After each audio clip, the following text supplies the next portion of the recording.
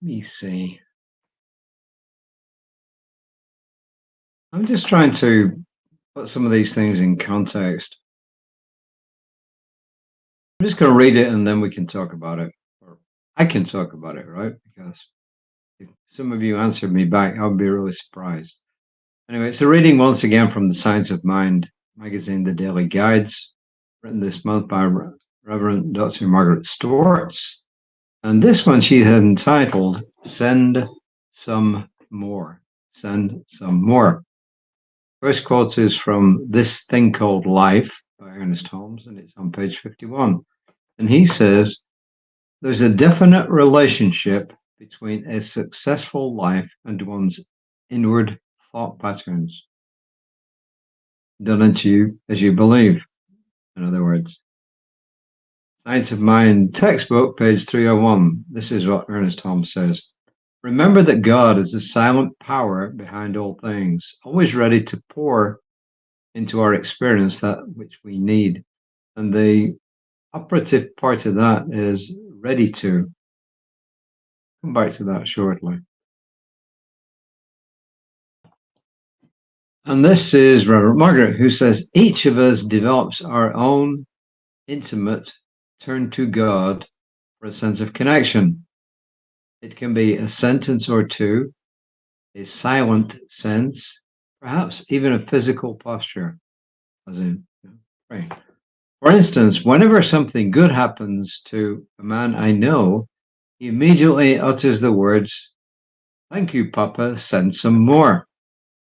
Now, before some readers freak out, or some listeners freak out, I would remind us of an earlier guide that spoke of our personal names for God.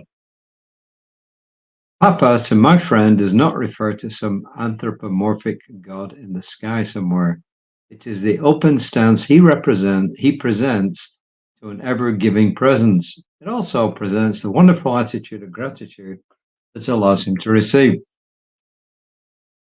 I think Jesus calling his relationship with God Abba, Father, or Daddy, actually. This Reverend Margaret continues, it's the handling of our relationship to God that we have either a hard or easy partnership, and a working partnership it is. Holmes said that it is the universe's nature to give, ours to receive. And the challenge is for us to be clear and open about what and enough to receive. A good understanding of what takes place through this shared nature is all important. Therefore, our chosen invitation enlivens the connection. I've often said that the physical world, although immersed in spirit, is often a great distraction. Its demands, desires, and needs can take us away from our divine centers and confuse our intimate relationship with the divine. We need then to continuously burnish our interactions with the divine so that we're always in a clear receiving state. Oftentimes it's said, here it said the universe's nature is to give, but God's nature is to give and ours is to receive, because God, or the source of all being, the ground of all being, whatever you want to call it, if it's everything, in our philosophy we believe it is everything, then it doesn't have any choice but to give. Because if it's everything, it really can't receive. Its nature is to give and to give and to give and to continue giving. But in order for us to receive, we got to be open, ready, and willing, and we have to have belief in what we do. So if we don't, then that won't happen. And then Reverend Margaret talks about the relationship between humans and their source. And implied in this is that we build that relationship ourselves through our spiritual work. So our idea of the ground of all being, God, the all, is individual to each of us, and we all have it differently. You know, as a kid growing up, I looked at God as some huge superhuman sat on a throne somewhere up in the sky and ready to either reward or punish me. But as I grew older and as I started doing things like meditation, I realized that that is really a child's view.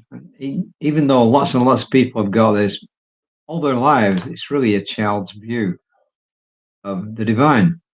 Because if the divine is all there is, then it can't be some anthropomorphic, or if you like, human-like being that's set out there in the sky somewhere. Because in our philosophy, we don't believe there's any difference, any distinction, any gap between us and the divine. So different ways that we look at the all, but whichever way you look at it, it all boils down to one thing.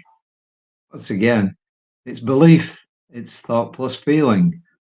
It's entirely our belief and how we build up that belief and how we are grateful for what we receive, because when we're grateful, it opens up the opportunity to receive more. But as my old mentor used to say, Bob Proctor, that it's it's just like blood. If it stops, it congeals. So giving and receiving are two sides of the same coin. So we receive, but we don't keep receiving and not letting it go. We receive and we pass it on, because you just keep receiving. It's like blowing up a balloon. Eventually, poof, it will burst. Or maybe that's not a good analogy. Maybe it is. I don't know. Holmes is saying at the beginning in this thing called life, there's a definite relationship between a successful life and one's inward thought patterns. As I said, to translate that really simply is belief. The inward thought patterns are what we think and what we feel. And then in the Science of Mind, it says, remember that God is the silent power behind all things, always ready to pour into our experience that which we need. In the Bible, it clearly says, ask and you shall receive. But what it means is ask believing that you will receive, and you will receive. Because if you don't believe, you cut off the flow. But when you do believe, you allow it all to come in. So that's really all I've got to say on this. I apologize for anybody who wants to watch this on time on either my own Facebook page, Creative Life Facebook page, or wherever it is on social media it goes. Well, I apologize if you're expecting it live. I've been in a business meeting and I just got back, actually, which is why I'm a little bit more presentable than usual. So, the affirmation, as always, is I am the place where God stands forth in the world as me. I'm not the all of God. I'm just an expression of God. And as an expression of the divine, I'm a representative of the divine. I am clear in my relationship with God. I am clear in my relationship with God. And I'm also clear in my relationship, in the relationship I have to God. So I understand the difference. As God gives, I remain a grateful receiver, sorry, and the giver. As God gives, I remain a grateful receiver. So you've got to be open, ready, and willing. You know, the old expression, you can take a horse to water, but you can't make it drink, is true here. If we don't open ourselves, Jesus said, it's done unto you as you believe, which implies you have to be ready, willing, and open to receiving what comes in. So that's all I got for today. Tune in tomorrow morning, 9:15 a.m. to Creative Life Spiritual Center's Facebook page, not mine. And Reverend Lisa will be on there with her reading. I think she's still reading the epic poem by Ernest and Fenwick Holmes. And I'll be back tomorrow about 5 o'clock. On it being Wednesday tomorrow at noon, 11:15 a.m. ish, then Daniel Mercadal will do a meditation. So that's it. There is a book study tomorrow night. There was a book study on Monday. There'll be Philosophy Friday. If you want to find out all this information, just send an email to info@creativelife.org and you'll get it all. So, because this comes on my Facebook page as well, that's why I'm repeating all these things. So, until next time, please take care. Enjoy this wonderful weather if you live in this part of the world. Namaste.